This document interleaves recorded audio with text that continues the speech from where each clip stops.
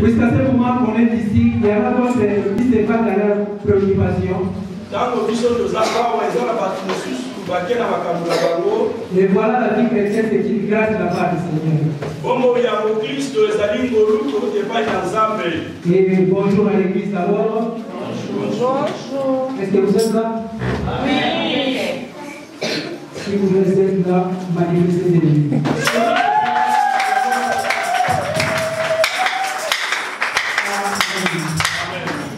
Voilà aussi pour le petit l'église. On a commencé nos enseignements, je crois, il y a déjà 3 dimanches. Et on commence à nous parler déjà sur les 7 églises de l'Asie mineure.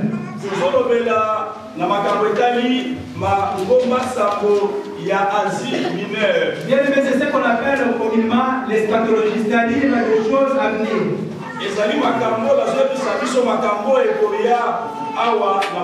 Ce sont des choses réelles, vécues, et nous aussi, nous allons aussi le vivre. Les 7 églises où il y a Asie mineure, et Zali Makambo, et Zalaki Bena Pole, les Solo, et Salamaki, il y a beaucoup de choses qui sont à l'élo. Voilà, à chaque fois, vraiment entrer dans l'une des églises, moi je m'aimerais qu'on place les noms de ces églises à une autre église quand Dieu.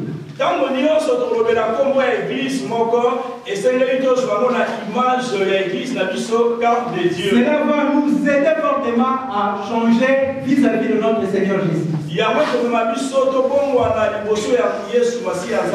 aujourd'hui aussi, vu le temps, je m'aimerais faire aujourd'hui, je crois, 2 minutes seulement pour les 3 premières églises qu'on a vues, je crois, précédemment. Oui, la minute, il va aller à cause de la rappel et à cause de la Sima, dans l'église, on a ça, tout ce qui est bosso. Et je ne sais pas si parmi nous, il y a un bien-aimé qui peut me rappeler le 3 précédentes églises qu'on a déjà.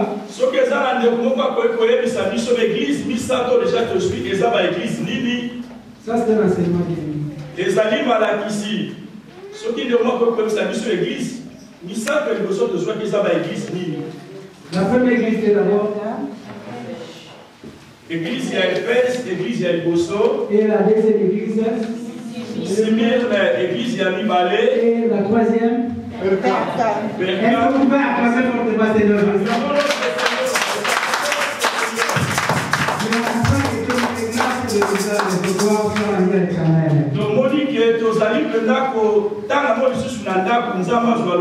Et on a parlé de l'église de Fès, il y a d'abord un caractéristique, c'est l'abandon.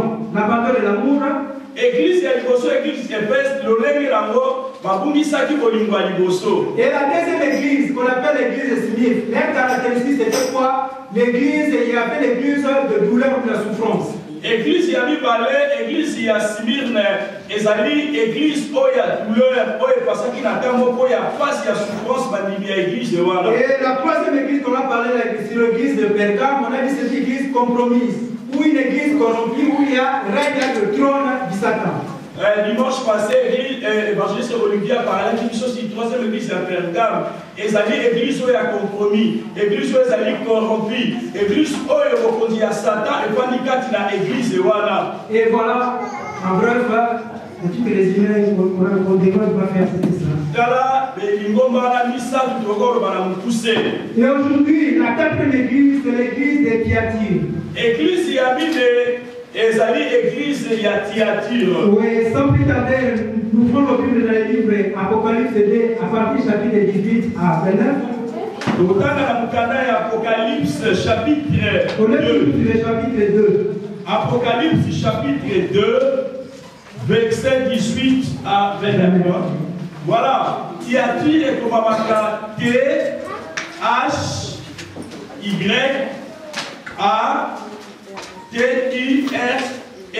Thyatire. Voilà. Apocalypse chapitre 2, 18 à 25. Je lis à 29, je lis au nom de Jésus. Amen. Écrit à l'ange de l'église de Thyatire. Voici ce que dit le Fils de Dieu. Celui qui a les yeux comme une flamme de feu. Et dont les pieds sont semblables à de l'arrêt ardent. J'ai connu ton amour, ta foi, ton fidèle service, ta constance, et tes dernières œuvres plus nombreuses que le premier. Mais ce que je compte que toi, c'est que tu as laissé la femme Jézabel, qui se dit prophétesse, enseigner et séduire mes serviteurs.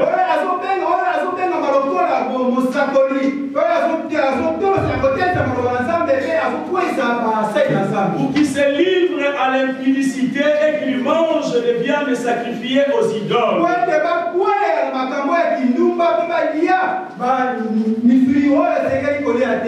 Je lui ai donné du temps afin qu'il se repentit. Et elle ne peut pas se repentir de son impudicité.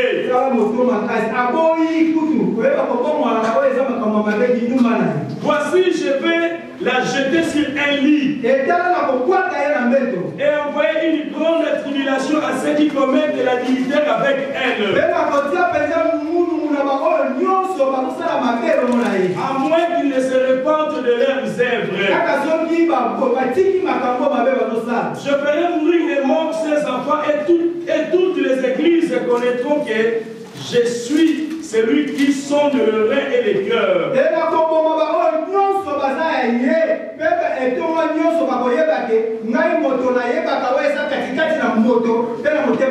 Et je vous rendrai à chacun selon vos œuvres. À vous, à tous les autres de Thyatire, qui ne reçoivent pas cette doctrine et qui n'ont pas connu le profondeur de Satan, comme il les appelle, je vous dis, je ne mets pas sur vous d'autres fardeaux.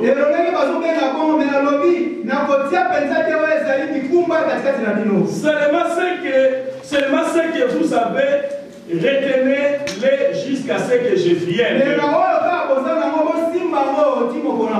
À celui qui vaincra et qui gardera jusqu'à la fin mes œuvres,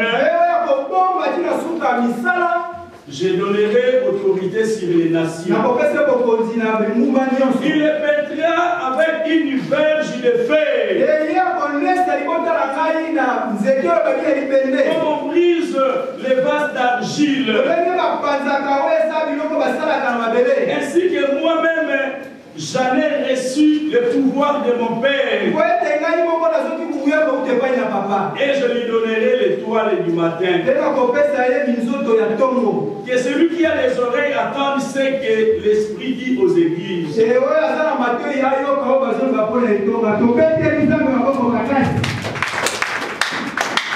Amen.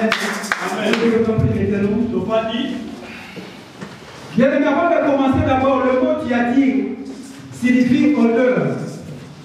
Avant de bakobanda moko Thyatire et le kumu. Odeur. Solo. Mais pourquoi on dit odeur? Pour la balobi solo. Et dans cette ville de Thyatire, leur spécialité c'était de fondre les métaux. Parce que dans mboka oya Thyatire, musala oba makase ezalaki kozwa bibende bakomisango mai. Et voilà la raison pour laquelle Thyatire signifie odeur. Yango moni tamba zuma bende ekoma liquide ekoma mai odeur wana ebande ko se répandre la ville oya Thyatire. Maintenant l'église de Thyatire entre parenthèses c'est l'église idolâtre. Église oya Thyatire ezali église oyo efwandisamaki na idolâtrie. Église de Thyatire entre parenthèses c'est l'église idolâtre. Église oya Thyatire soki tokongoli parenthèse ezali église oyo ezalaki na kogumbamela bikeko. Donc il y a le culte de personnalité. Kuna basalaka baculte to babondeli ya bato. Et voilà la signification de l'église de Thyatire que nous allons développer. Explication église oya Thyatire. Et dans le verset 18, la Bible dit: écris à l'ange de l'église de Thyatire, voici ce que dit le Fils de Dieu. Et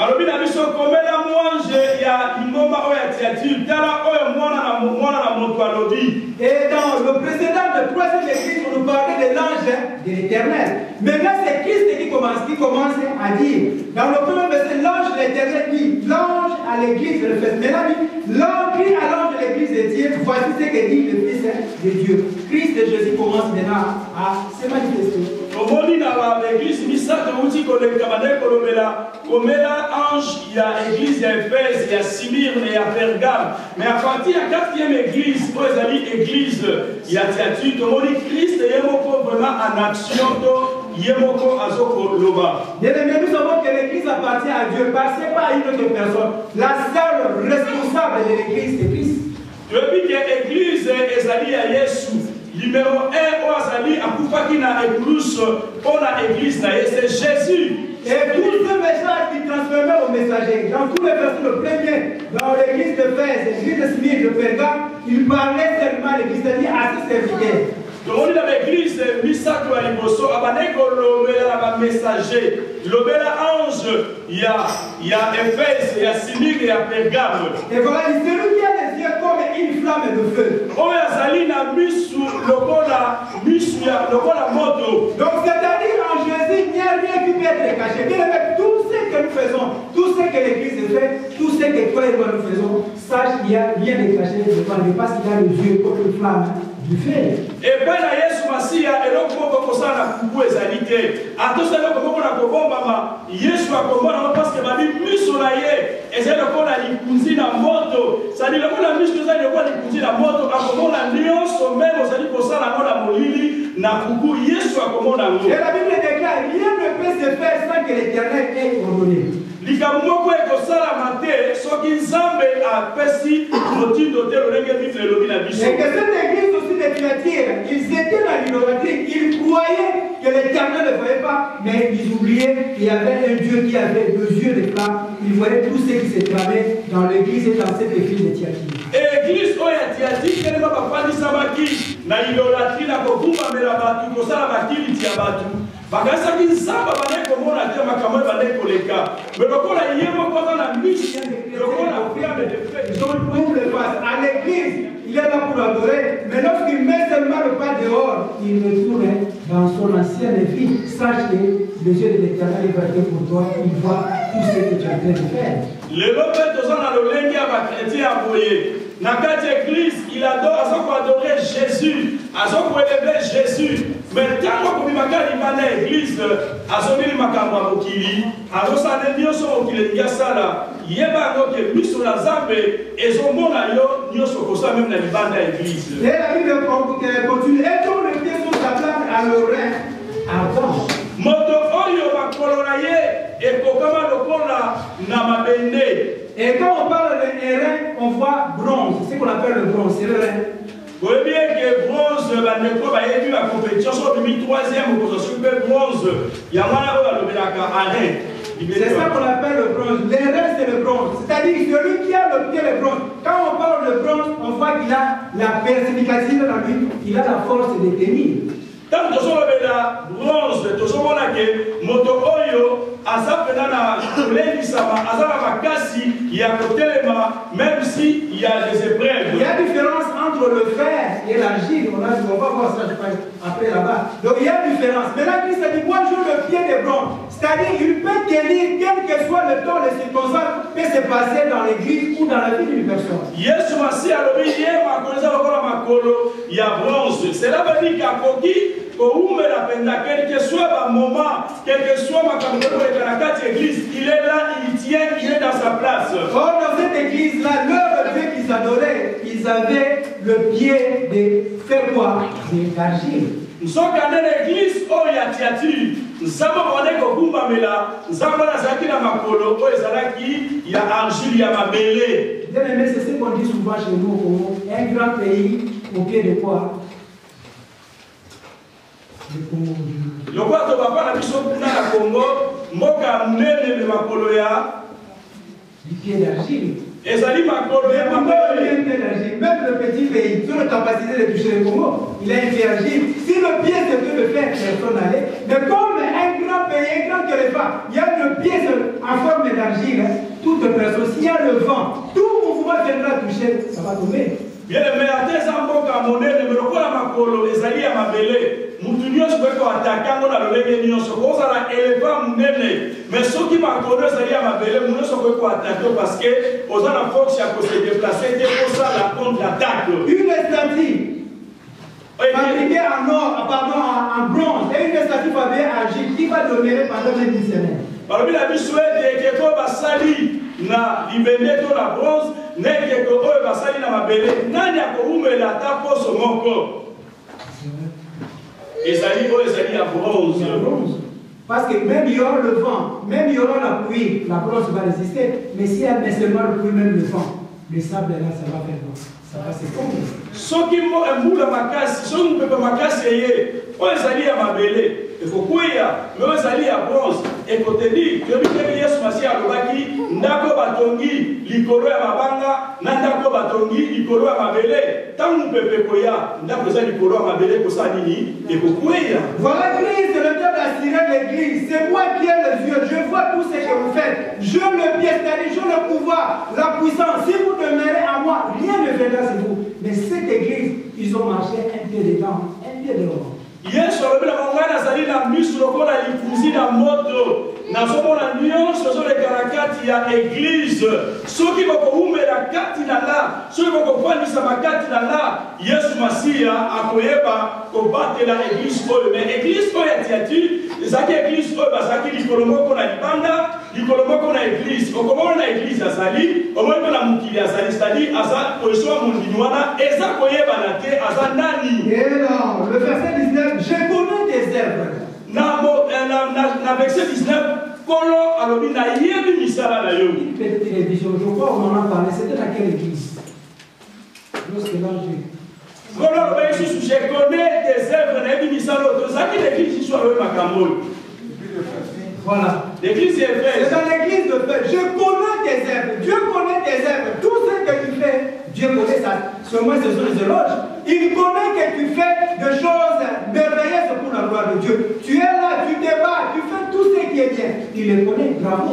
Bien-aimé, Yesu masiya nkolo ayebi misala na yo. Nyonso ozosala mpona mosala na Nzambe kokasa te ezokende pamba yo kolala te okobondela ntango nyonso bien-aimé répétition yo wana na église ozali ozwi mutuka lokomema bato mpona bango na église nyonso ozosala l'Éternel connaît tes œuvres ozwi mbongo notiango mpona kosoutenir église l'Éternel connaît tes œuvres azomona nyonso ozosala mpona mosala na ye. Et que chacun sera rémunéré selon ses œuvres. Qu'est-ce que tu fais de l'œuvre de Dieu?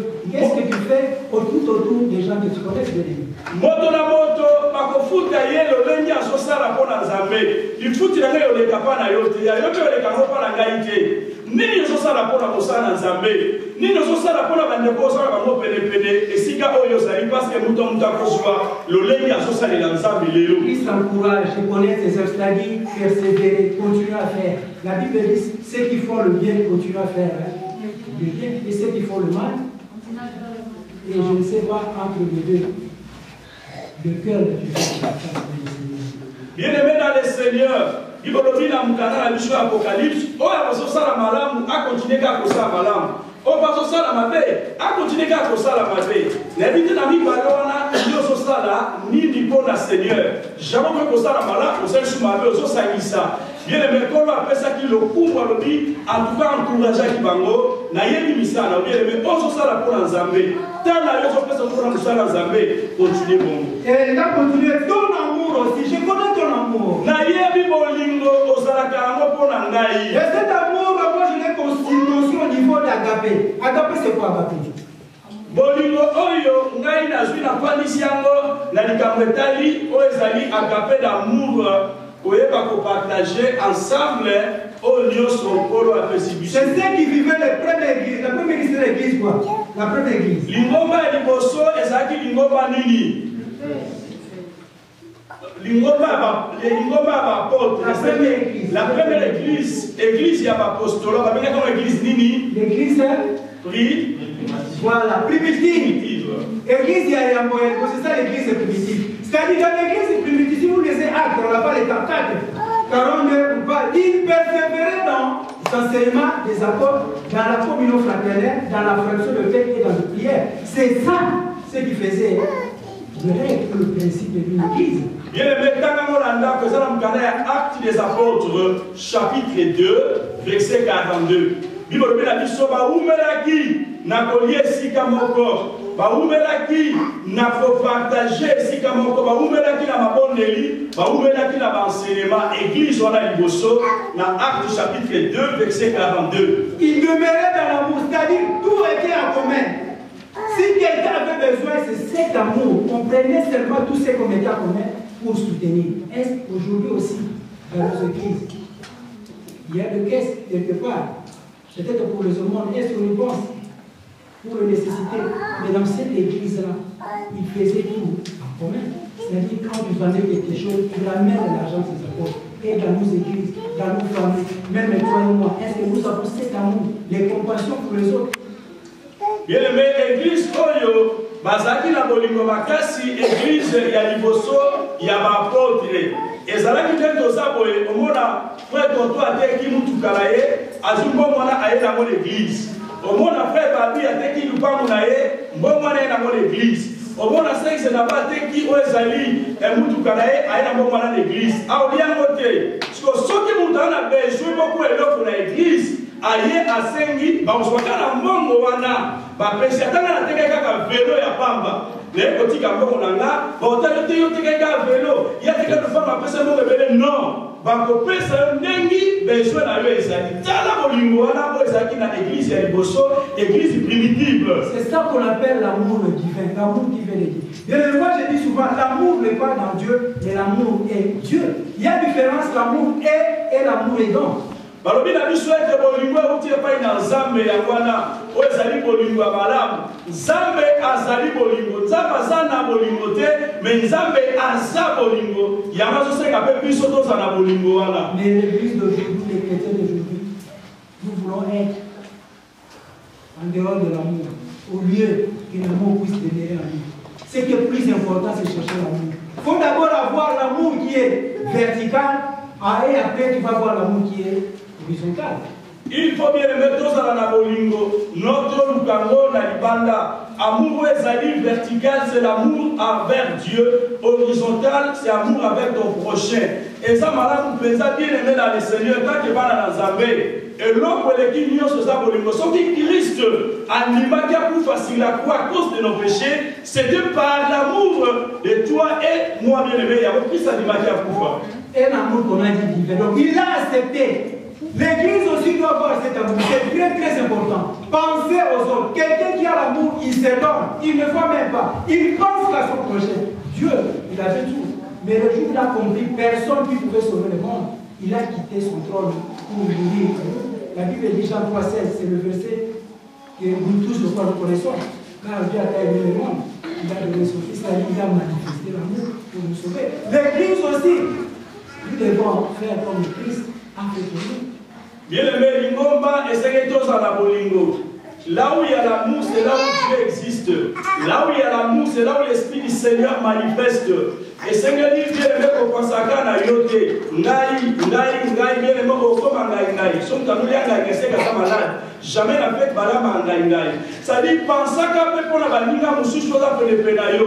Yo dit qu'à yo soit, mais mon linga na azaki. So mon linga zui, yo mutema et béni. Bien aimé, Zala la bolingo, oh, pour la limite, Zala la katia, lingo balaye. Je connais ta foi, c'est là aussi le point très important, la foi. Bien aimé, si nous sommes ici, bien que la foi nous arrive. Bien aimé, comme la lobby n'a pas sous l'église, il y a Tiatu, n'a rien de bon nimilayo.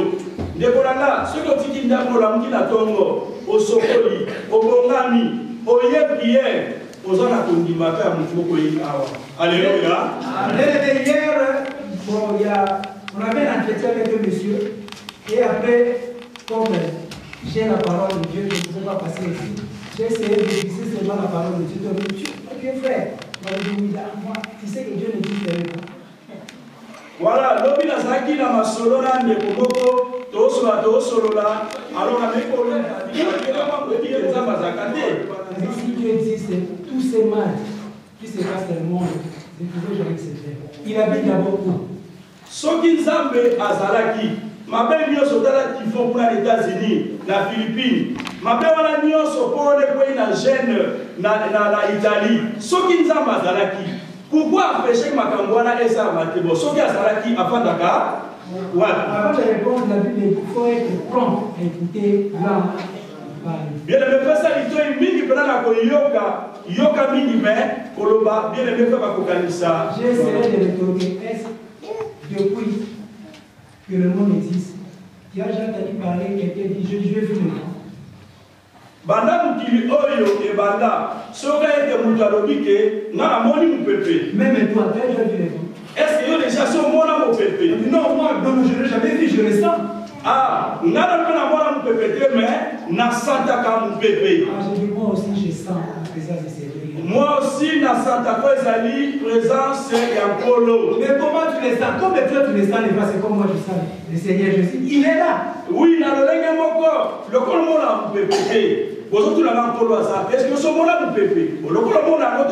Moi aussi, je sens que Jésus-Christ a fait la vie sur moi. Mais la foi, on dit c'est une ferme assurance. Des choses qu'on espère. Ce que tu n'as jamais vu, mais tu crois. Moi, je dis souvent, on passe là parce que, mais si le Jésus que nous suivons, ce n'est pas le véritable Jésus, combien de âmes seront perdues? Bien aimé, Bible na biso kondima eyaka na koyoka. Bien aimé, kondima ezali eloko oyo nano moni yango te. Mon nimike nazana stylo oyo mukolo za stylo wana eza su kondima te ezali accomplissement mais kondima ezali omoni amona luteke ngana ko spelo oyo alors bien aimé Yesu wana tote akata nyonso mokonzi abakonzi mobikisi na biso soki ezali pena yete mukolo wana milimo ebelo biso to bungisi mondila kolo osala biso nini aomela biso wapi je crois que nous sommes dans la vérité. Bien que nous sommes dans la vérité, car la parole de Dieu, c'est une vérité au-dessus de toute la vérité. Mais continuez toujours, garde cette foi, quelle qu'elle soit. Moi je dis, nous devons avoir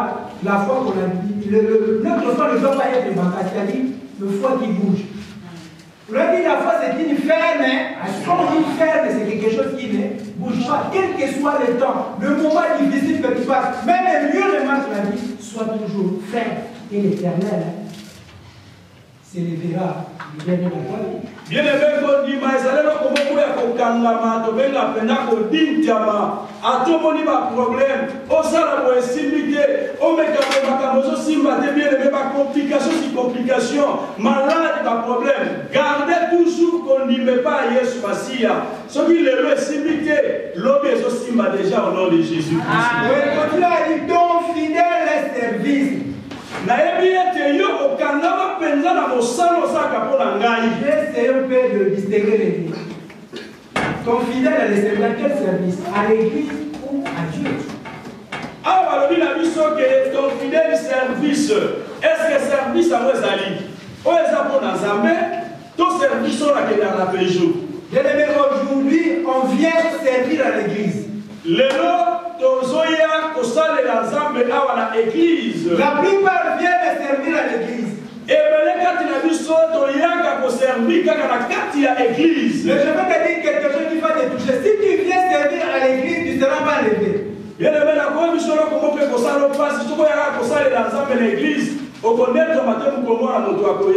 On vient servir Dieu à l'église. On ne vient pas servir à l'église. On vient d'abord servir Dieu. C'est-à-dire, si moi je viens seulement pour chanter et je m'en vais, je n'irai même pas. Mais si je viens chanter pour la gloire de Dieu, c'est différent. Bien aimé, tu n'as qu'à servir dans l'église.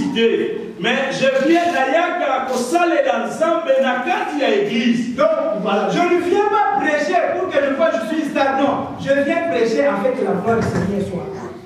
Nakoya koteya, nakoya koyemba, nakoya kosala protocole. Musala nyuska kosoba ndeko na tia mutu kana batubana l'église. Je fais ça pour Dieu. Je ne fais ça pas pour l'église. Si tu fais ça pour l'église, tu fais ça pour les pasteurs. Mais si tu fais ça pour Dieu, c'est ça aussi important. Je connais ton fidèle service. C'est ce qui me fait aujourd'hui.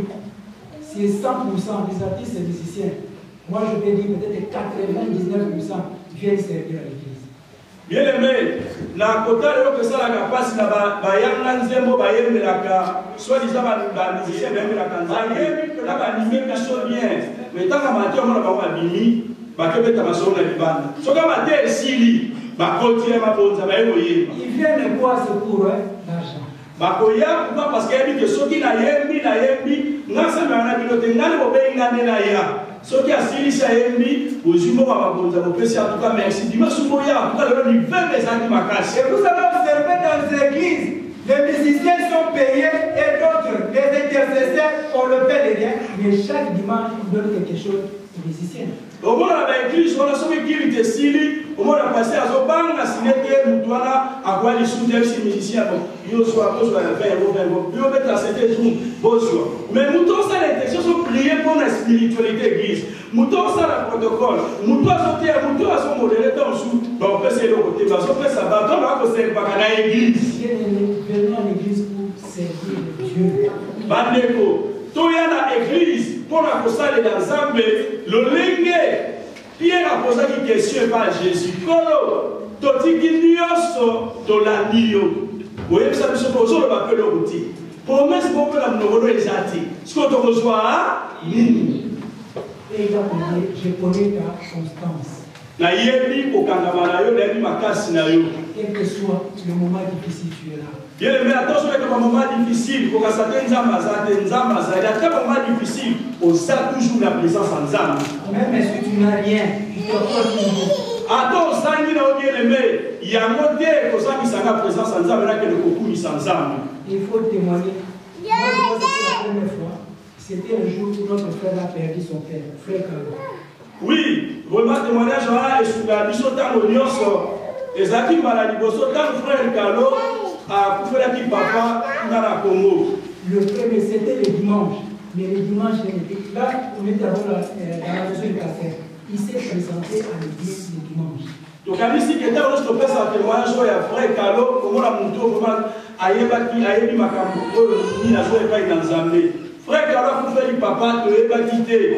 Dimanche, mon frère Kalo à l'église, a témoigné, mais il n'a pas coupé l'amour. Sur ce qui n'a pas d'entendre, ah, il m'a bébé, ah, parce qu'il n'a pas passé, il y a qu'un coup, il y a qu'un coup. C'est là éduqué l'église. Il y a un monde et qu'on l'aime des églises, et après, on a perdu le négo. Après, on a coupé le négo. Il y a un autre qui a prêché qui doit adorer Jésus. Qui nous séparera de l'amour du Seigneur? Nani a au niveau de Koro Bandaki avant de plus Salama. La programme ne sait pas déjà. Oh, bien dans le Seigneur. Pourquoi tu as donc été côté Souka, comme a dit les Bandikouria? Pourquoi tu as comme Kabolabiso, au moins la chose organisée, ton mois l'année sur 5 euros, 5 euros, tu es sans, donc il y a des programmes. Le fait, nous se séparons aussi du Seigneur. Bien aimé, ma fête, tu peux se Kabolabiso ensemble, moi, tant sous aux apathiques, on le met à l'encocati. Mais il y a d'autres doctrines. Il y a ce qu'on appelle peut-être des sectes, les humanistes. Il y a, je ne sais pas, le brahmanisme. Chaque dimanche, quel que soit le temps, même s'il vient, les mamans là qui marient, dimanche c'est le jour du Seigneur. Bien aimé, tu as dit que dans ma secte, dit vrai, c'est dans ma secte, dans ma démocratie, tu es un brahmaniste. Ma priorité à dimanche, c'est aller adorer Jésus. Pour tout le monde, on va pas côté gâté, pas possible, mais côté les dimanches. Priorité à dimanche, aller adorer le Seigneur qui t'a protégé de lundi à samedi. Et bien aimé, il y a le bien-aimé qui est là-bas. Mais je ne sais même pas que tu peux prendre peut-être, tu t'élèves, comme peut-être demain, on va commencer peut-être à travailler, et tu prends ta famille et tu vas quelque part sans même annoncer, même sans même passer au bout. Est-ce que tu peux le faire? Oui, bien aimé, l'homme qui a parti déjà à ton mois, parce que déjà il faut la mission de Moussa, les autres reprendre des missions bien aimés dans le Seigneur. Nous avons l'homme qui a ton mois, qu'on soit du beau, dans quelle place nous soit ligné, même pas ailleurs, ça, responsable de l'Estika, ça, la Kenaye, est-ce que tu peux oser faire ça? Est-ce que tu peux apprendre pour ça, l'amour? Bien aimé, tout est permis, tout n'est pas. Ndekolanga, nyonso epesa meli biso. Mais na o epesa meli biso. Nyonso eza utilité. Luka o eza utilité yango eza pour la biso mala. Mais ça fait aussi mal d'entendre. Il y a d'autres bien-aimés. Tu vois le message qu'on a dit ça, c'était pour moi. On a dit ça. Mais ça c'est une immaturité dans l'église. Quand on dit quelque chose, quelqu'un qui se retrouve, il va dire gloire à Dieu. Bien aimé, ça casse pas ce monde à mater, malobana nzambe. Nous devons bien mater à wana, pasteur à terika ngai. Maintenant, on a passé à l'Obelinga, oh bien-aimé dans le Seigneur. Si on bâtit dans le Banazambe, et que au niveau de la carte bâtie à Wana, ou Missanzambe, au niveau de la carte qui a, et c'est moi, la maman a mérité moi non ma belle, parce qu'il y a qui parle à Jésus, mais Christ parle bien à lui, et c'est moi la moto qui y a qui parle à Oyo, et à tiens la mission. Et des dernières œuvres plus nombreuses que le premier. Nayebi misala na yo oyo yasuka ezabutu ebele koleka o sala ki liboso. Et la Bible déclare même la gloire du second temple sera plus grande à celle de la celle du premier. De bien aimé, lokumu ya temple oyo ya mibale et koleka temple ya liboso. C'est que ce qu'ils ont fait, ils ont fourni encore des fois, ils ont fait plus. La Bible déclare toujours dans le livre des Actes. Les apôtres, ils étaient combien? Il y avait 12 seulement. Mais lorsqu'ils ont évangélisé, la première fois, c'était 3000. Ils n'ont pas resté demeurés dans 3000. La Bible continue 6000 jusqu'à environ 9000. C'était ça la croissance. Les œuvres, nous devons continuer. L'église aujourd'hui, les théâtures, il y avait des éloges. Mais aujourd'hui, nos églises, nous sommes stationnés. Le nombre, si c'est 100, c'est 100. On nous fait absolument rien. Mais ici, Christ dit, ce que vous avez fait, vous avez aussi multiplié. Bien aimé, faisons un effort. Je sais, par notre force, nous ne saurons pas. Mais si l'Esprit de Dieu va demeurer dans cette église, dans notre vie, nous allons faire plus. Lokola misala no oya suke le kaki ya liboso, tu dis que bandeko basala ki makasi malamu sur koleka. Tu dis l'église ya liboso na église ya apostolat apôtre. Bibolobi tango molimo na Nzambe ayaki kosimba bango, badimaki Pierre bateyaki sango malamu. Le même jour 3000 personnes bakongoli motema, batika kilo bakomi tout comme mais non, bateyi sur l'eau bakomi 6000, bakomi 9000 et bibolobi na biso.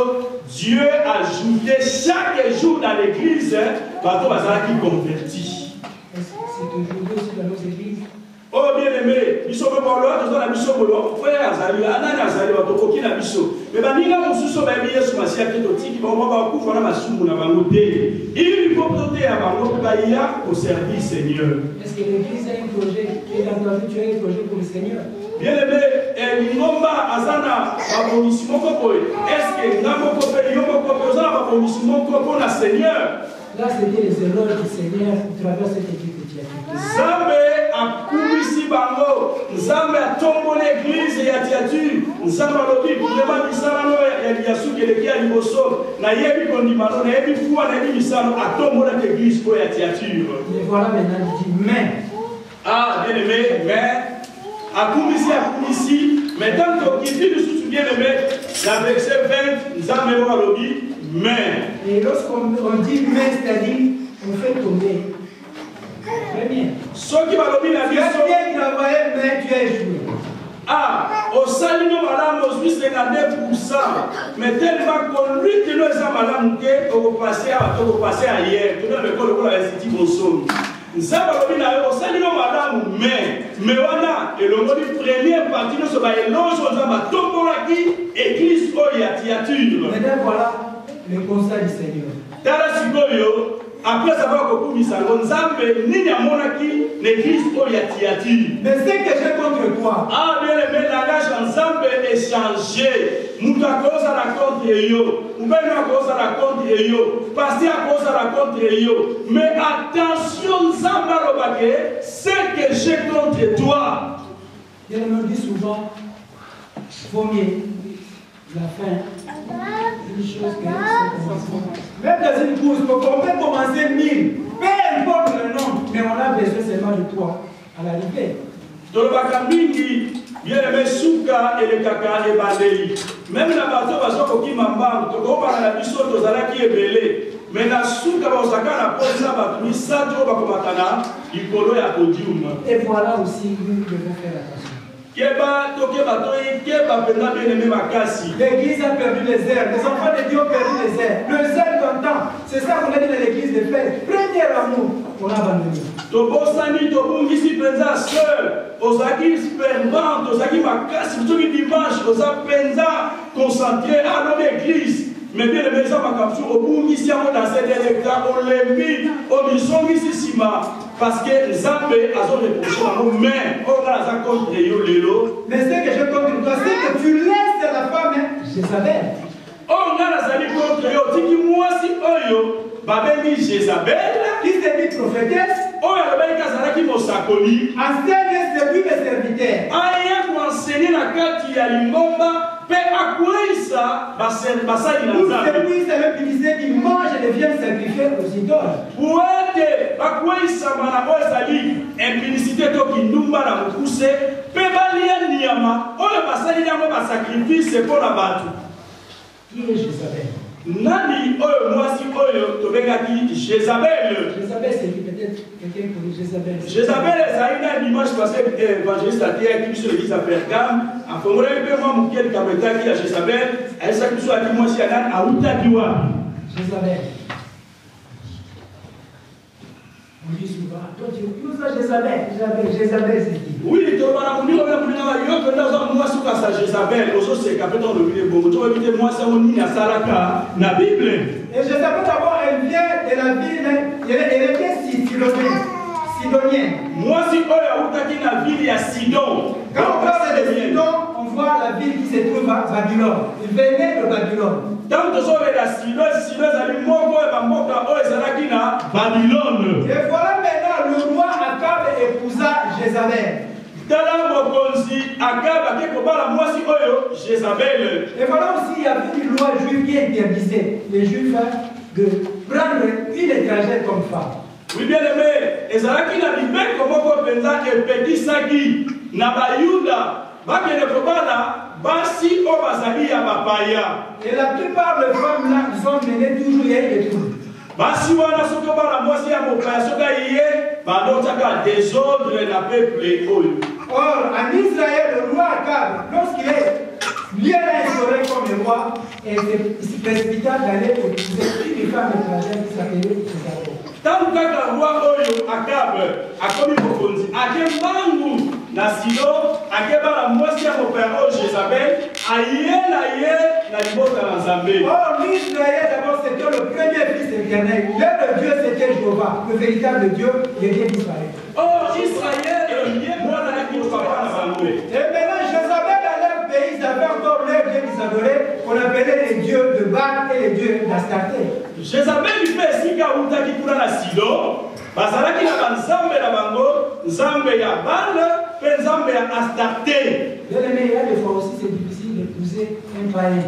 Bien aimé, il y a des fois eza pasi tant tosalaka choix okende bala mwasi oyo azali mopagano. Moi je vais le convertir. Toi tu as la capacité de convertir quelqu'un? Ah, ngai na kobongolisa mwasi oyo mpe mobali yo motema eske nani akoki kobongolisa motu motema soki ezaka ye moko yesu masiya te? Nous ascensions avec des femmes étrangères. Une païen, c'est un homme étranger, une femme étrangère. On a Israël, tant que soit païen, aza mwasi ya mopaya. Et lorsque Jézabel maintenant retourna en Israël, il ramena tous ses dieux en Israël.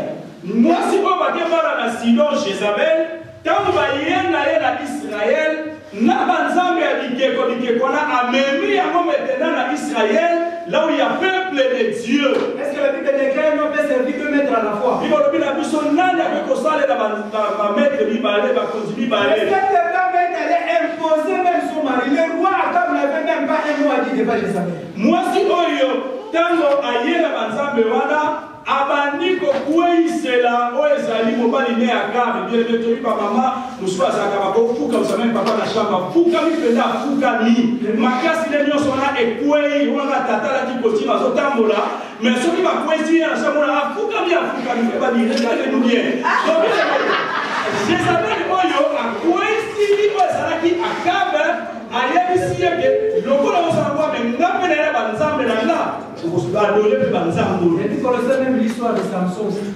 Ah, tu es bien aimé Samson, qui est un homme fort et puissant, mais Nzambe alobaki na ye, ezali Gilette, nyonso kokota la mutu na ye. Ah, moi ça va nous dire que suka bien chéri, okosanga, il sera pour la vérité Nzambe alobaki, akoyata koyati. Bien aimé kosanga na te. Elle a commencé maintenant à tuer le prophète de Dieu. Ah, bien aimé, moi si on Jézabel itango aïe. Abadi si quoi la prophète dans le Kouja pour s'imposer abadi comme ma si quoi prophète pour baser à Nzambe pour quelle but? Et petit à petit commencer même son mari ils ont commencé à instaurer le temple de Baal. Ah, le roi a dit à Banzamba Bikeko, a Baniko Pesa Odge, roi, Baniko Banzambe, Baniko Sokotia, Batemple, Oya Bikeko, Banzamba idolâtrie, la Katia peuple de Dieu. Aujourd'hui aussi l'église d'Isabelle. Je ne sais pas juste ce qu'elle fait. Ah, l'élo, l'église d'Isabelle est salie. Oui, il comment la mort, l'église des églises, Nini. C'est quelle église? C'est quelle église? Oh, l'élo, Baké, Bazumo Kili, Bayen, la mort d'église. C'est quelle église? La Bible nous interdit. Tu n'adoreras que Dieu.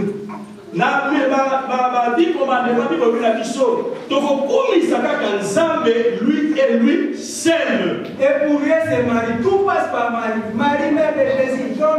Et le jour où Marie est allée, même chercher, c'est ça. Je cherchais Jésus. Qu'est-ce que Jésus l'a fait? Bien aimé dans le Seigneur, kuna na lingoma na totoloba, kuna kaka Mama Maria, bondela pour la biso. C'est ça biso bolimbi si yebsa mwana humain. Mukolo na fete ya Kana, masakesila ki yemoko Mama Maria ke pa Yesu alobi ah. Ozomona dit que ambiance sili talaka nous mutu ko sili. Yesu a répliqué benga mama te, alors moi si ngana likambo. Quand on a hypocrisie, ça dit Yesu a ça qui n'a pas la marité. Mais par contre, on sait que la Marie a ça que pas Yesu. Mais Yesu va répliquer une Marie qui est dans sa thé. Et aujourd'hui, il y a des églises qui servissent enfants de Dieu.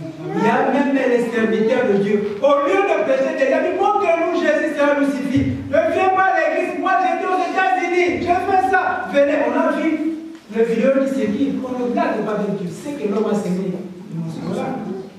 Le diable a le puissance, le pouvoir de tenir devant l'ennemi, le Satan. Le pasteur là, il a essayé avec les serpents. Le sort, on a vu, on a vidéo. Bien aimé, attention dans l'église. Dieu nous a inspiré pour enseigner l'enseignement. Toujours dans l'église, il est reconnu battant pour y Satan. Tout le monde dit qu'il doit circuler pasteur ou un serpent. À Yesu qui se croit à donner-moi mon dimension de délivrance. Le problème est un spectacle dans l'église. L'église Jésus qui est. Pasteur voilà, abandon tia, c'est pas notre la de la bateau, c'est pas son lien à donner mon pasteur on a peur pour finir cette église. Bani, bien aimé, faites attention à l'église à l'élo. Bien aimé, c'est pas l'église. Voilà qui sont pasteurs, mais voilà qui sont Jésus. Montre-nous le paix. Cela nous suffit. Voilà pour ça, ma pasteur, il y avait évangéliste, mais voilà pour ça, il y a Jésus. Il y a des fous, les gens sont traînés derrière le pasteur qui prie. Frère, tu es là, je prie chez toi là-bas. Ouvre. Je ne sais pas les sacs, il y a 1 million. Moi, je pose la question. Jésus avait fait ça, c'est bien. Jésus a dit quoi? Ils ont envoyé des disciples. Allez voir. Allez pécher. Pécher, c'est pas un travail. C'est un travail. Bien aimé. Pour pécher, il faut avoir quoi? Nous parlons fort. Il faut voir les instruments pour pécher. Il faut voir. Il y avait la mention, ça c'est des travail. Qu'est-ce que toi tu as fait pour avoir mon peuple péri parce qu'il manque? Voilà, bien aimé. Église, il y a solo l'élo.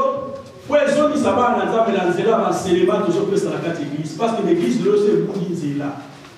Tous ceux qui montent à sauter, à passer, à sauter, ils vont la passer à la mino. La seconde, les Sika Bosali, sur la cité, il y a beaucoup de 1 million, 2 millions dans la salle. Moi, on a eu tu vois.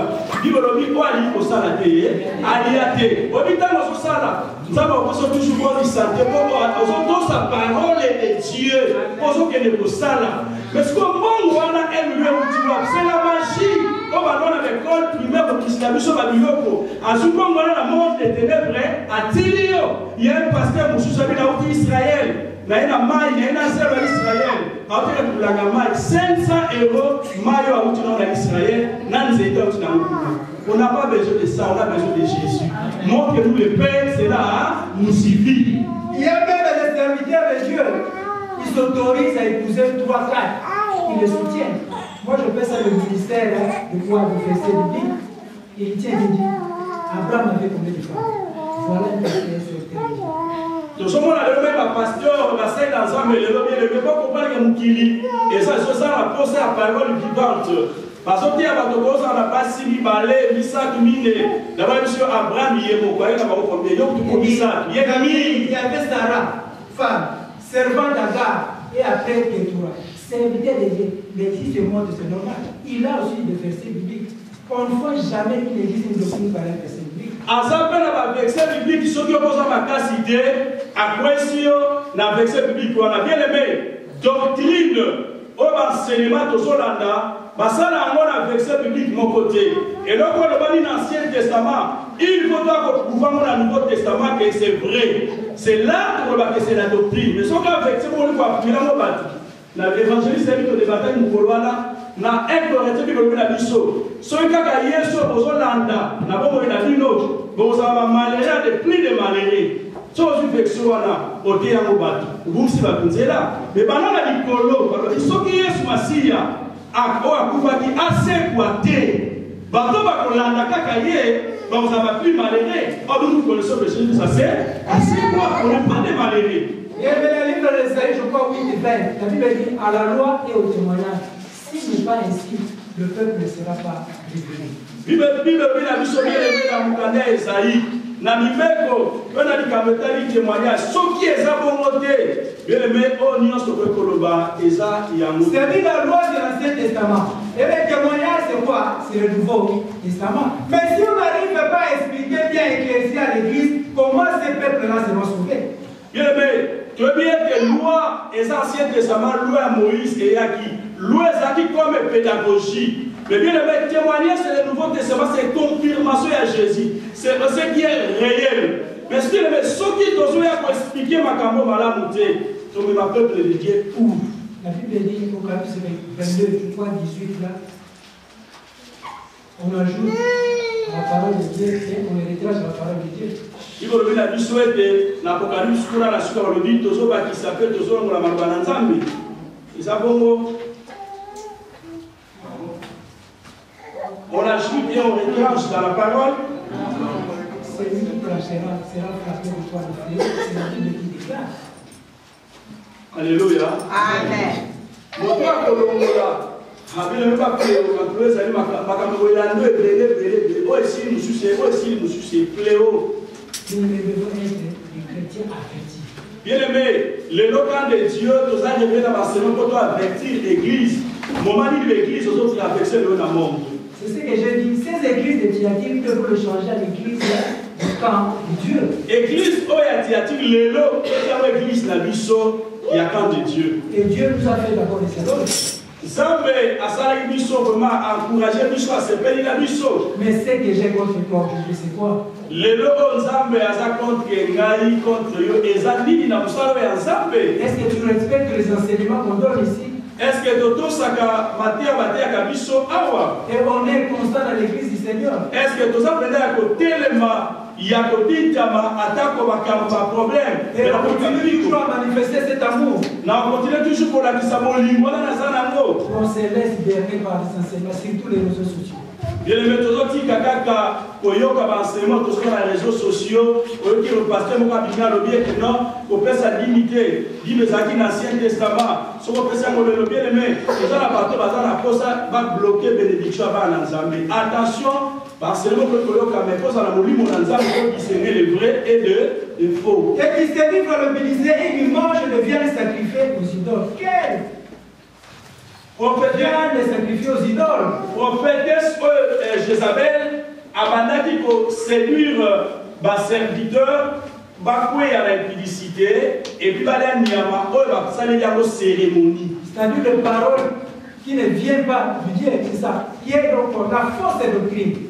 Les aliments, le pas une ensemble, les aliments, il y a ma belle à l'okuta. Bien, nous devons être vraiment aux alliés. Et le message que Dieu va faire pour ça, les kenge. Voilà, 21. Je lui ai donné du temps. Ah, bien que Jézabel, à son point ça, bien que Jézabel, à son prophète, bien que Jézabel, a une doctrine, il y a ma belle, il y a mais la paix c'est le temps. L'Éternel nous a donné encore le temps. Il y a encore le temps. Bien aimé, quand on a passé le temps, les lots, après ce que ça nous au temps. Mais attention, on a dit, rachetons. Les temps, car les jours sont. Comme dit souvent la sorcière, avec la mort aussi de nos. Oui, bien aimé, Dieu dit, docteur-moi, je lui ai donné du temps. Dieu nous a donné encore du temps, bien aimé. Répandons-nous. Bien aimé, tout le monde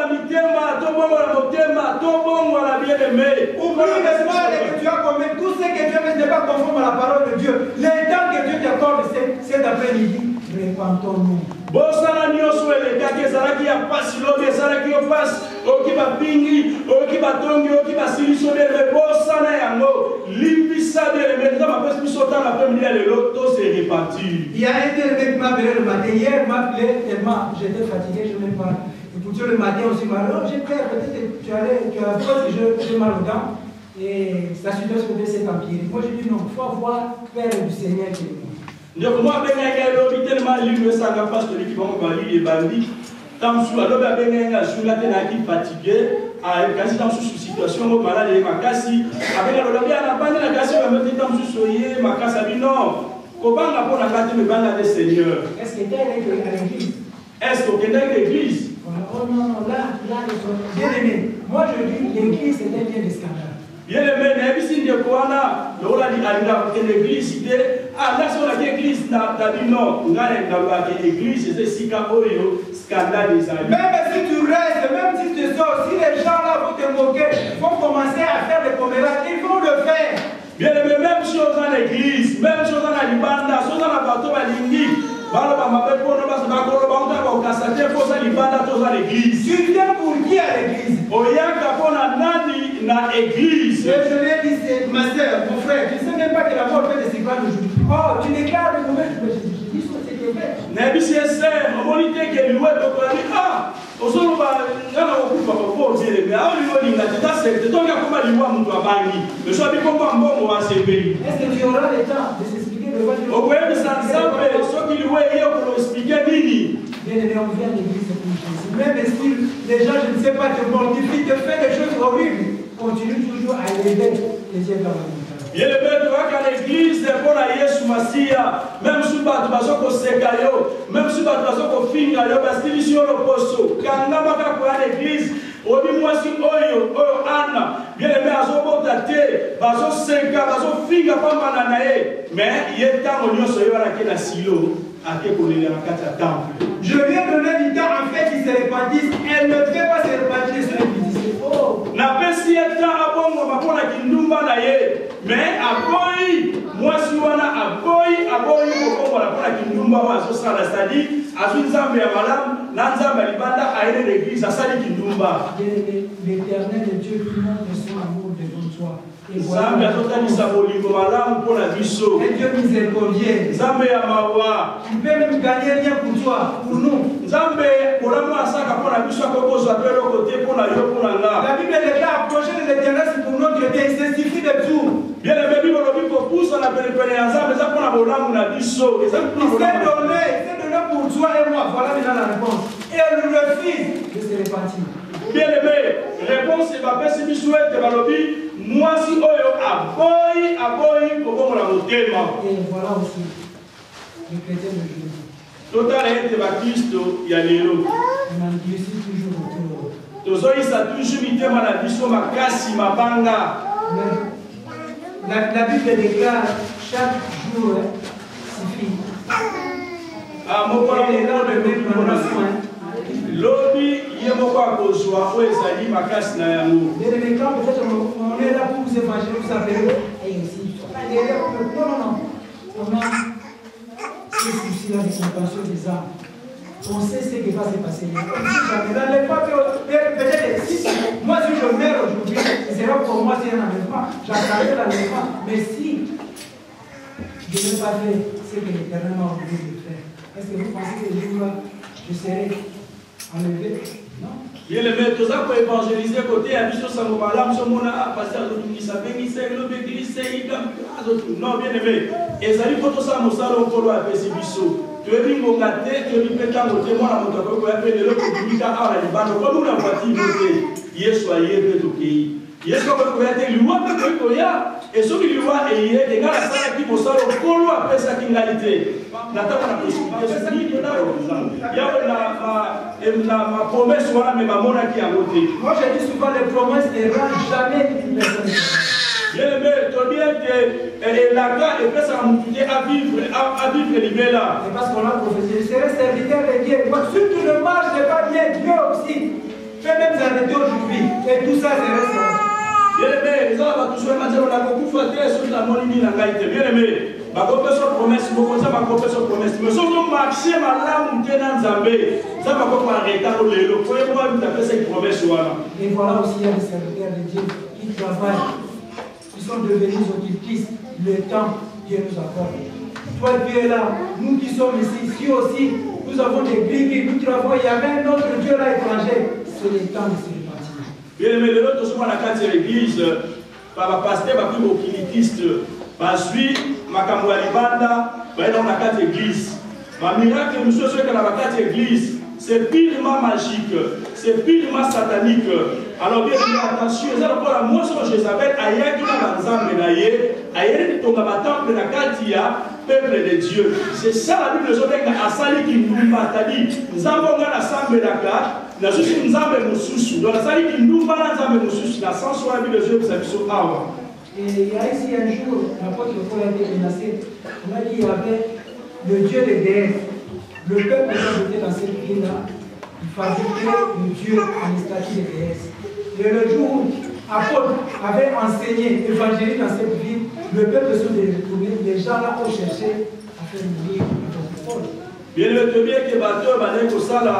Aux activités na lolenge ya DS mukole apporte pour la terre ya terre va se répartir va nommer bateau pour la je peux prendre ma vie apporte que Paul va mélanger pour Boumaï. Mais pourquoi ils ont cherché à tuer l'apôtre? Pourquoi Balinga qui va Boumaï? Parce qu'ils ont menacé leur parce que même ça que Zalaki et si tu as parlé pour Jambon ou la Bangou. Et aujourd'hui aussi, il y a des serviteurs de l'église est devenue comme un commerce. Le nous appelle la scène ensemble et l'église comme le corps de commerce. Et il pense que si le prêche la vérité, il n'y aura pas de mort. On n'a pas de. Ce n'est pas la foule qui fait que c'est un serviteur, un grand ou un petit serviteur de Dieu. Le nous passons ensemble et côté à sous vérité, pas à péché, à dire à tout le monde la vérité, mais à côté, à dire à Cabo Pambolama, aux abatinés, aux des photos. Parce que la sur la terre, vous avez une vérité, vous suivez. On ne connaît pas, nous sommes en solo, sur la plateau qui est belé. Non. Bien aimé, les Kolanga, tout le monde a dit que ma webi mon gâteau, dit à mon détail, mon kiné, les autres, les bateaux, et baki. Au collègue, avant le bazati. Et voilà, chapitre 22. Voici, je vais la jeter sur un lit. Et envoyer une grande divination à ceux qui commettent l'adultère avec elle. À moi qui se répandent de l'air zèbre. Mais ceux qui tu peux garder les lits pendant un mois, une semaine. Garder les lits. Nana kotika la metu pendant une semaine ou 10 jours. Voilà la situation de Meka ou pas de Kumbanziro, Dieu a monté au pays. Ponzela le docteur a le dit, j'ai la bonne amie qui Ponzela au Kenya, on a donné l'ami à 9 mois. Est-ce que Dieu connaît aussi les malades? C'est les malades qui gardent le lit pendant des mois et des années. Dieu bien que ceux qui nous a ouvert la mettre au hôpital, soit c'est dans les malades, ou t'es à sa malade, il y a ouvert. Voilà la punition que Dieu va nous faire. Il y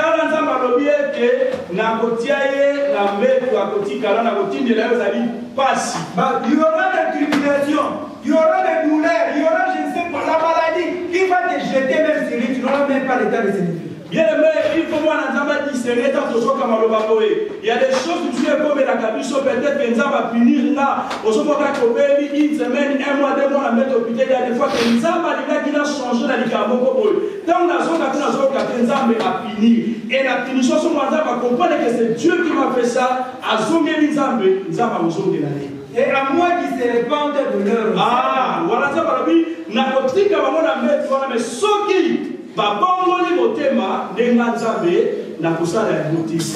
y a d'autres malédictions, ça ne demande même pas qu'une personne Dieu puisse prononcer. C'est déjà.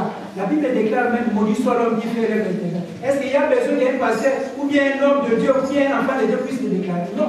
C'est une malédiction déjà. Et la malédiction, ni ça va le dire, pasteur pas le dire. Il va le dire, à la vie à ma père, au temps pour ça, ensemble. Na bolebuto na négligence. C'est-à-dire quoi? Ce qu'on a passé, c'est que nous avons la négligence. Nous avons le balobaté, il faut s'appliquer par la directement. Parce que là, on a la négligence. Et voilà combien de nous, Aujourd'hui, nous sommes jetés dans le vide. Ça là, bon, il est bien aimé. Aux acquis diacre, pasteur, intercesseur, vous avez gagné un modérateur, moteur, dans Congo, dans Angola, mais bando ya France. Ni au commandant, donc Mali coûte bien pour Finica. Et ce qui est grave aussi, on a dit, il y a même les enfants de Dieu qui connaissent même la vérité, ils n'osent même pas dire la vérité devant les serviteurs de Dieu. Ah, et ça, vous avez dans ça, mais il y a une vérité. Mais par contre, même pas pour le bango, il va se faire parce qu'ils continuent à faire les quittes de personnes. Ils ont fait, ah, ne touchez pas loin de Dieu. Parce que par ça, là, il y a personne qui a une image passée, tu y a un pasteur à l'orina, bien aimé, qui dit l'église ou non, nous on vient pour adorer Jésus-Christ. Seulement si ma passe, ne touchez pas mes points, non. Si moi, bien aimé dans le Seigneur, à l'image de la quitte la personnalité, là, il y a un côté. Bima l'église. Sortez au milieu. Bima l'église ou à la ok. Ce qui n'a pas la présence de Dieu. Si là-bas on n'adore pas Jésus, sortez. N'ayez jamais honte. Sortez, la Bible dit sortez au milieu d'eux. Il m'a dit la chose qui est pour adorer Jésus, pour adorer l'agneau immolé, pour tomber le pasteur et la biso. Il y a des fois, bien aimé, Bima si quand on a un ensemble, n'ayez pasteur. Et voilà la Bible qui dit encore la vérité. Je ferai mourir de mort ces enfants. C'est-à-dire, tous ces adeptes, tous ceux qui sont là pour adorer, le Seigneur a dit qu'il faut continuer à tuer tous. Moi, je vois qu'il y a la idolâtrie dans cette église. C'est-à-dire, il y a un moniteur qui pasteur, on a pas ya modulé moi qui ne sait pas qui n'a allez balette bani bobima bani bokima. Bien aimé attention, kolanda la pasteur té, kolanda kabasai na zambete, mais l'âme de Jésus-Christ au azali parole de vie. Et toutes les églises communautaires que je suis, c'est lui qui sonne le rein et le cœur.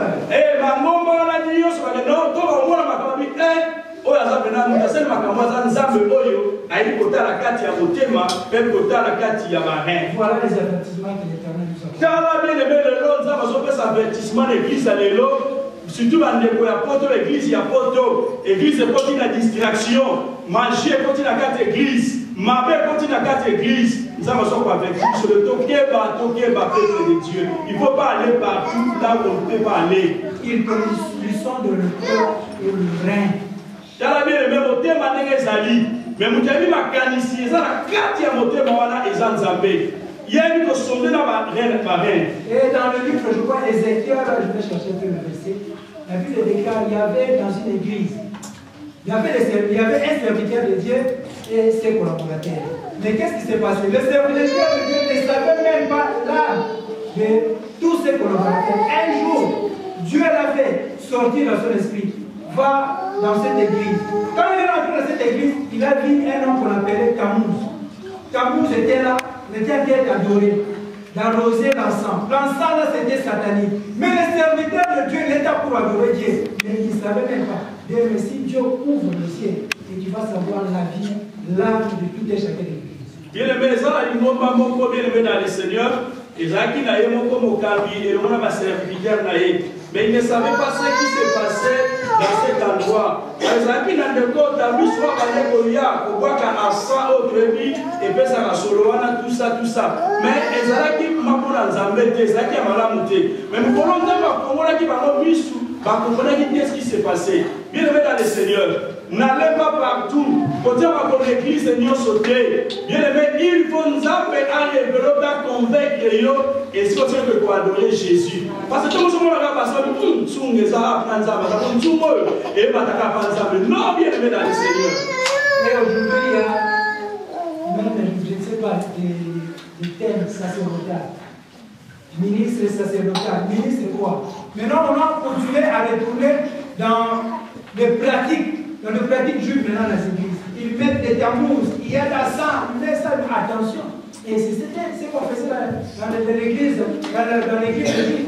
L'église qui a valu dans la synagogue, pendant que ça, il va dire ainsi de suite. Mais l'on dit, les acquis pratiquement la signification pour la parole. Mais le meilleur ensemble pour l'église, c'est l'adoration. Dieu a besoin que quelqu'un soit pour adorer. ayoka une odeur oyo ezali agréable ezambe alingi kisakiti bokonzi na nzambe. Alors lelo tokoka passer un pasteur au passer sacerdotal, c'est-à-dire tokoma zonga na batawana oyo ezali pratique moko interdit. Et lelo bien aimé, mais il y a dit au la biso pour adorer sur nzambe na Jérusalem. C'est le fruit en Jérusalem. Là où Jésus-Christ est Seigneur, c'est là où on va venir. Alléluia. Amen. Je vous rendrai à chacun selon vous êtes. Nakopesa moto na moto lolenge ye asaleli. Là, c'est pour les théologies. Chacun, je ne veux pas juger. Parce que moi-même, je serai jugé. Quand tu fais l'œuvre du Seigneur, mais qu'est-ce que tu continues à faire? Ni de ça pour l'ensemble, ni de continuer pour ça pour l'ensemble, moi, il a jugé, ça dit comme on dit, ma copine, ça moto na moto lolenge ye asali pour l'ensemble. La Bible déclare le don, la grâce que l'Éternel nous accorde. Ce n'est pas pour toi, ce n'est pas pour nous, c'est pour l'utilité. Qu'est-ce que tu fais avec le don de grâce que le Seigneur t'a donné? Ils ont appelé ça au tombeau pour ça. Ils ont appelé ça ma capacité, ma don spirituelle pour ça les laïcs. Mais ma don on ça la moni. Est-ce que ça continue pour l'église? Il y a Seigneur. On peut s'attendre que même sur ma copote là. Mais on fait ça même pas mon souci.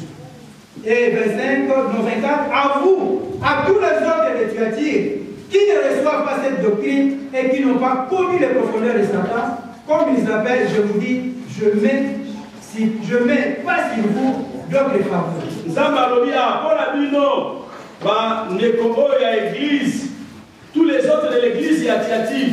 Oh, ma limite doctrine, on a Jézabel, il fait que vous m'avez la vie de côté. Oh, ma limite profondeur, on a Satan. Et la Bible pense savoir dans toutes les choses, il y a toujours un résistant, un reste. Dieu garde toujours un reste. Bien, mais la Camonioso, nous avons dit quelque chose, il y a et les enfants d'Israël sortaient de l'Égypte pour sortir, traverser la mer. Ils sont allés jusqu'à quoi? Au désert. Mais dans le désert, Dieu a tué, il a laissé 3 personnes. Il y a toujours le reste que Dieu garde. De Israël, tant Babimaki, qui est la terre promise, le Kola va où mettre qui est Égypte, on a qui idolâtrie Égypte, peut battre qui nous a mis dans Zéla. Babi la plupart va venir sur Wana, on va faire l'Égypte, va faire dans Zéla. Car nous sommes fatigués, là, on va porter ma qui dans Zéla, on va faire dans Kota, na Cana, na terre. Les gars même de Noé, ils ont regardé combien de personnes sont restées dans l'état de Noé. Tu veux dire que Nathan va Noé, Zambé, un mokilo à Boma qui n'a moula. Mais la tigre est combien? Oui. Oui. Tu vas dire combien? 8. 8, 9 minutes, la peine pour vous donner pas. 9 minutes, 8. Non, mais non, les postes, il a autant la évangile. Voilà, il y a même donc, c'est-à-dire, à chaque fois, même il y a quelque chose de mal qui s'est engagé dans ce pays, il y a toujours, c'est-à-dire, les gens qui ne fléchissent pas leur bien pour le bien étranger. Bien aimé, la tango nyonso, ma mère quand il y a la mort à Mokili.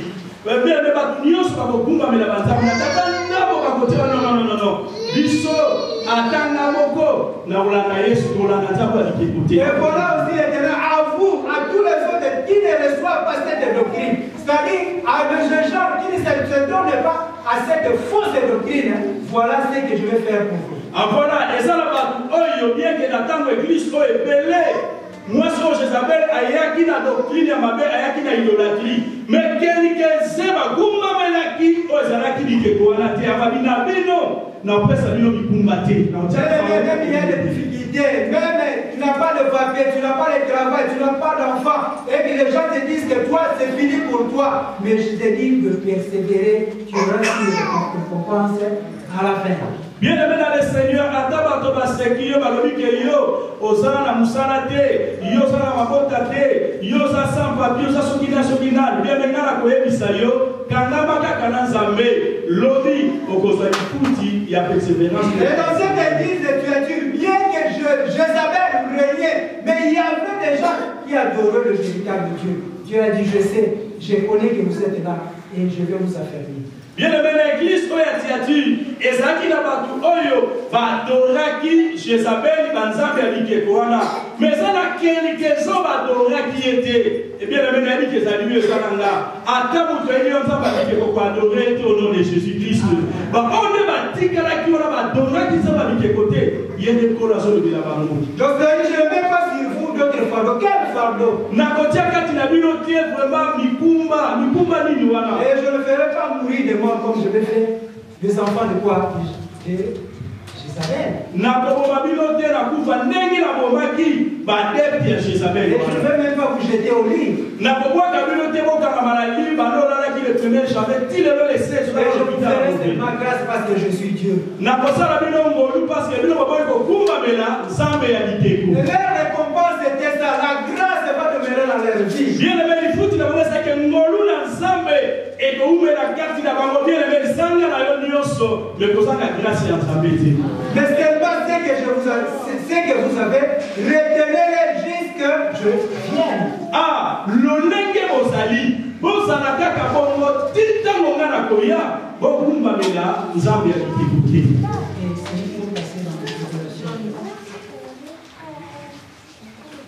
On dit persécution. bien aimé tolekala na face Pour être sauvé. tolekala bamoma difficile kokasa te so osambelaka moma difficile toyake koya batribulation badouleur mais oyo akopersevere ye wana nde akozwa likuti ya malamu.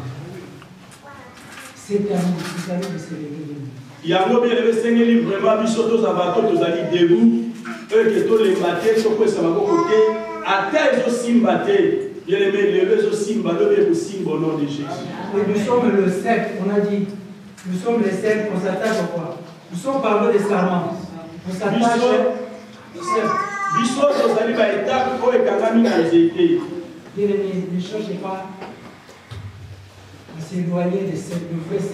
bien aimé kozala mosika te na nzete na bomoi oyo ezali Yesu Masiya. Accroche-toi toujours à Dieu. kangama na Yesu wana bien aimé. Garde toujours la foi en Christ et l'état. yesimba kaka kondima wana na Yesu. Continue toujours dans cette vie de prière. telema toujours mama na vie de prière. Même si Dieu le va à ta vie aujourd'hui. même si eloko ezosimba te bien aimé kolemba te mosala kende malamu mais kokosa na vie de prière te. C'est-à-dire, tant que tu vivras, rien ne t'aidera devant toi. nzambe ayebi si je souhaite ntango kozala bomoi eloko moke kotelemela yo te. Je ne t'abandonnerai jamais. ngai nzambe nakotika yo te. Et oui, je ne t'abandonnerai jamais, je ne te laisserai jamais. ngai nzambe nakotika yo te. ngai nzambe nakoabandele yo te. Et voilà maintenant la question de verset 26.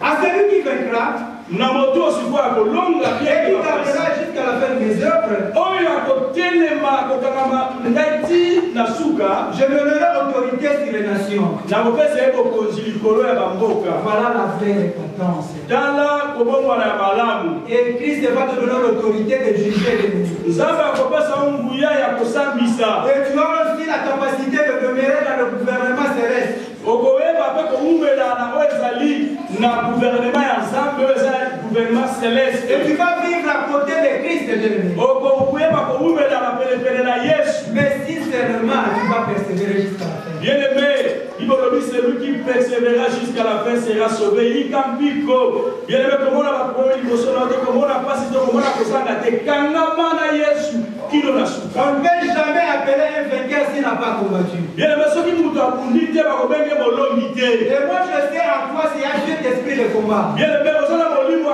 ya komba mpo olonga. Mais ce qui te manque seulement d'entrer dans ces combats. bien aimé kozozanga tokota na kati ya bitumba wana. Et ce n'est pas toi qui vas agir, c'est Christ qui va agir dans ta vie. yango te yo te mutu okosala Yesu nde mutu akosala. Et que le souci de Christ c'était que cette église, tout ce soit de vainqueurs. nzambe Yesu aza na posa ke église akana biso nyonso tozala balobi. Mais malheureusement, sur 100 personnes, il n'y a que 5 personnes.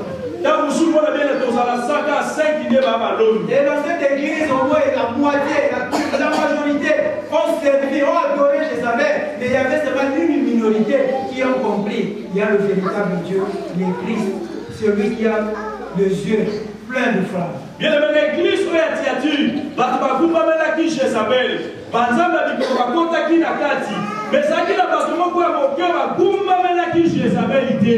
bien aimé lelo bien aimé faites attention tribulation, à ta douleur, au Kumba Melanzamba du côté, quand nous cabatons, bien aimé, parce que la Manzamba du côté, quand la Mana Yesu, ne peut pas se concerner du sou. Il le mettra avec une verge de fer. Akoboko la bango, nanzete o ezali, ya fer. Est-ce qu'un berger peut avoir un verge de fer? Est-ce qu'on va tenir ma pâte à quoi qu'on s'appelle dans les ça, il y a fer? Non. Un berger doit avoir quoi? Une boulette. Boulette. Mais là, dit, je vous donnerai quoi? Une verge de fer. Bateau à Colombe, la repère Sabino, o ezali, verge, il y a fer. L'autorité et la puissance est élevée. Le qu'on a fait, c'est le Pamakasi Sali, Nzambe, à côté de son autorité, la pouvoir. Et cet pouvoir, cette autorité fera en sorte que tu puisses vaincre jusqu'à la fin. Il y a mon autorité qu'on a établi quand tu n'as pas ça, que ton longa, tu n'as souka. Tu continues même comme on brise le fer d'agir. Et l'autorité pour ça, le cola, o ezali, babuka, o ezali, Nzungu Sandi Yamabele. Comme tu as la puissance de l'autorité, et tout ce qui se présentera devant toi, tu le vaincras au nom de Jésus. Le corps a l'autorité, nous avons attendu son pouvoir, il y a pas si à Mawa Kolela. Le corps a la pouvoir, la puissance au long et au nom de Jésus-Christ. Tout ce que tu traverses dans ta vie, les difficultés, c'est pour Dieu, c'est comme une vase d'argile. Makaboso, on a laissé le corps à Kakasani à Mabele, et le corps à Nzumba à Mabele. Bien les maisons facile pour penser à la Monica Mounovana, et là la facile pour penser à la solution et souvent. Mais malheureusement, tu es ignorant. Tu as une verge de fer, mais tu n'arrives pas à faire briser une vase d'argile qui s'est dans toi. Aux aïeux, on a ignoré qu'on a le pouvoir, on a la puissance, on a l'autorité.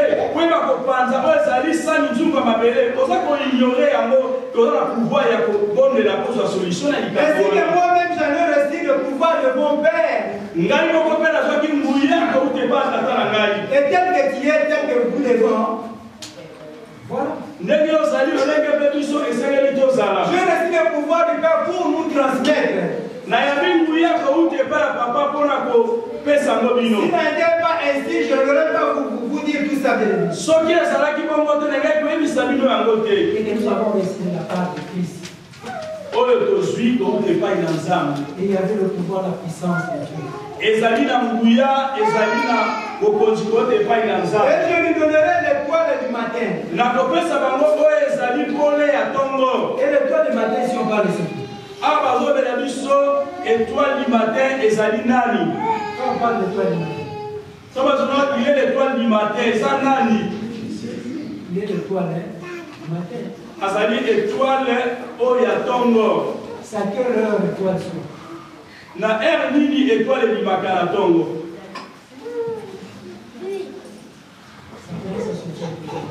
Par la classe étoile du matin, étoile du matin, heure nini na tongo.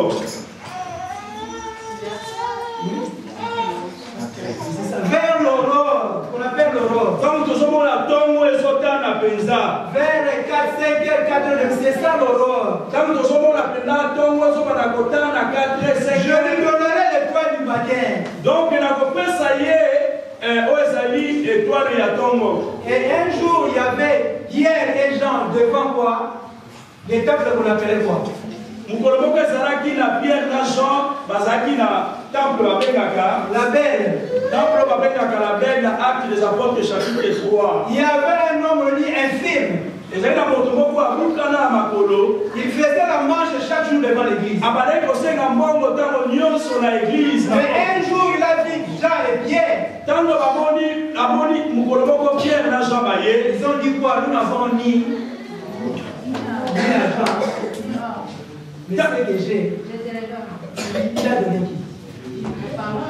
Et c'est ce soir. Je vous donne aussi les points de vie. Oui, bien aimé dans le Seigneur, dans ma monnaie, Pierre d'argent, c'est mis par mon bongo. Mais Pierre a dit, je n'ai ni or, ni argent, mais ce que j'ai, je te le donne au nom de Jésus-Christ. Lève-toi et marche. quand tu as du vent. Bien aimé, dans nos analyses, ma caméra se remarché liboso parce que les deux là, nous du marathon, ma papa d'attendre ma caméra, nous sommes à la journée du matin. Est-ce que tu sais qu'à chaque matin, tu dois commander ton horloge? On dit que la tombe, c'est que l'île va commander aux amis au rang. Et combien d'enfants de Dieu de face chaque jour? La Bible déclare. Dieu veut sa vie sauve. Nous devons le faire avant l'aurore, chaque jour. Quand nous arrivons à l'aurore, c'est le moment qu'un enfant de Dieu commence à faire ça. Prière avec sa vie.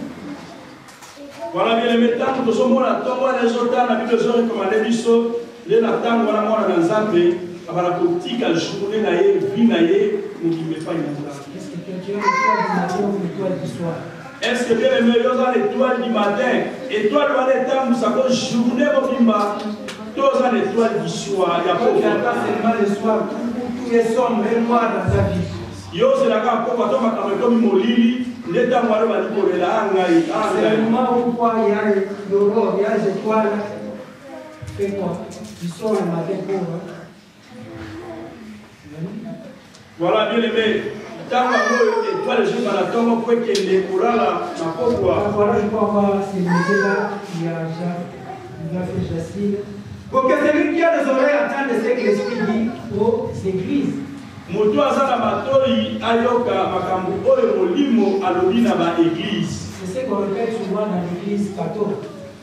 Ah, todi que tata sango soka kota nzamba na ye simala kosisa ote azala matoi akoyoka azala motema kobomba azala makasa kosala. Moi je continue aussi par là. Ah, après le bien aimé na lingomba oyo ya tiature balobi na biso que celui qui a des oreilles attende ce que l'esprit dit aux églises. Makambo ba explication le long nape nazo clôturer awa. Vraiment que Dieu nous bénisse. Zambe alola apa molabino.